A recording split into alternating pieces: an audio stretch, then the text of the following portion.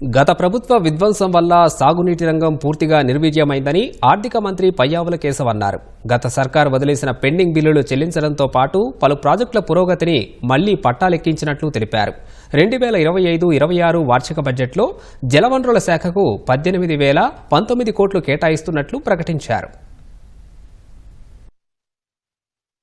సాగునీటి రంగాన్ని గత ప్రభుత్వం పూర్తిగా నిర్లక్ష్యం చేసింది. జీవనాడి లాంటి పోలవరం ప్రాజెక్టు మొదలుకుని పల్లెల్లో పిల్ల కాలువల నిర్వహణను కూడా సరిగ్గా పట్టించుకోకుండా వదిలేసింది. గరిష్ట స్థాయిలో 10,000 కోట్ల రూపాయలకు పైగా బిల్లుల బకాయిలు ఉండడంతో సాగునీటి ప్రాజెక్టుల పురోగతి కుంటుపడింది. 4,600 కోట్ల రూపాయల బకాయిలను చెల్లించి మా ప్రభుత్వం నిలిచిపోయిన ప్రాజెక్టులను పునరుద్ధరించింది.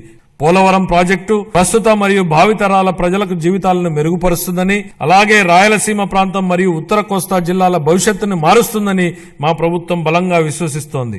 భవిష్యత్తును తీర్చిదిద్ది వ్యవసాయాన్ని పరిరక్షించి మన రాష్ట్రాన్ని నీటి భద్రత గల కరువు రహిత రాష్ట్రంగా మార్చే శక్తి ఈ ప్రాజెక్టుకుంది. ఇప్పటికీ 73% పురోగతిని సాధించిన ఈ ప్రాజెక్టు 2027 నాటికి పూర్తి కానుంది. గోదావరి జలాలు ఏటా 2,000 టీఎంసీల నీరు సముద్ర పాలవుతున్న పరిస్థితి ఓవైపు, నీరు లేక ఎడారిగా మారుతున్న రాయలసీమ ప్రాంతం మరోవైపు. వృధాగవుతున్న నీటిని సద్వినియోగం చేసుకుంటూ ఆంధ్రప్రదేశ్ ను కరువు రహిత రాష్ట్రంగా మారుస్తూ రైతుల జీవితాలలో వెలుగు నింపే దిశగా బృహత్తరమైన పోలవరం బనకచెర్ల నదుల అనుసంధాన ప్రాజెక్టును మన గౌరవ ముఖ్యమంత్రి గారు శ్రీకారం చుట్టారు.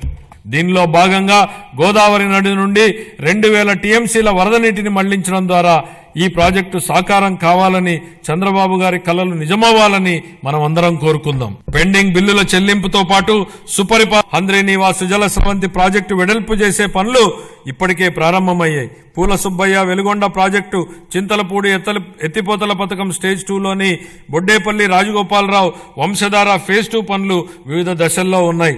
25-26 ఆర్థిక సంవత్సరానికి జలవనరుల శాఖకు 18,019 కోట్ల రూపాయల కేటాయింపును ప్రతిపాదిస్తున్నాను.